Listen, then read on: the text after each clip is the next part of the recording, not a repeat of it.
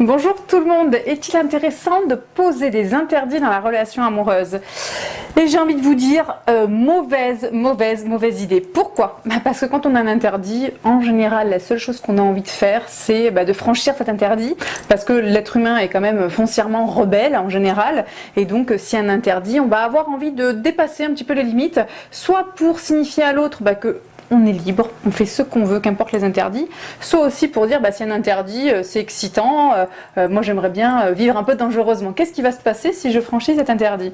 Et il y a des personnes particulièrement dociles qui vont justement respecter ces règles, même si elles vont à l'encontre justement de leur liberté et de leur bien-être. Donc je pense qu'il est important de pouvoir se dire que dans le couple, on n'est pas en relation parent-enfant, où le parent pourrait interdire justement des choses pour pouvoir sécuriser l'enfant. Tu vas pas aller jouer avec un ballon sur la route, voilà, tout simplement, des choses tout bêtes.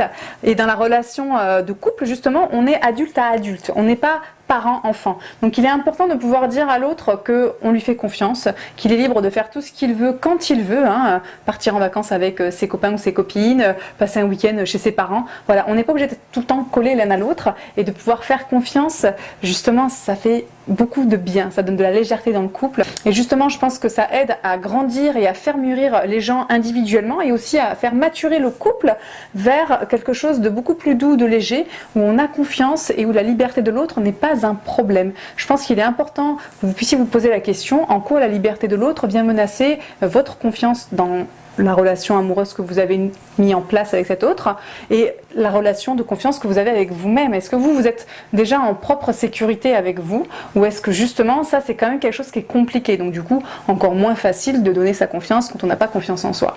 Voilà, un sujet que je trouve très important parce que je vois beaucoup de relations amoureuses se dégrader parce que justement il y a trop d'interdits, il faut toujours négocier, rien n'est simple, l'autre n'a pas compris que la liberté est la base aussi de la relation amoureuse et que d'être dans la fusion ou d'être dans le vampirisme, c'est toxique. Voilà, je vous remercie de m'avoir écouté et surtout, ne vous laissez pas enfermer dans une relation où vos besoins ne sont pas satisfaits, notamment en matière de liberté. Merci et à bientôt.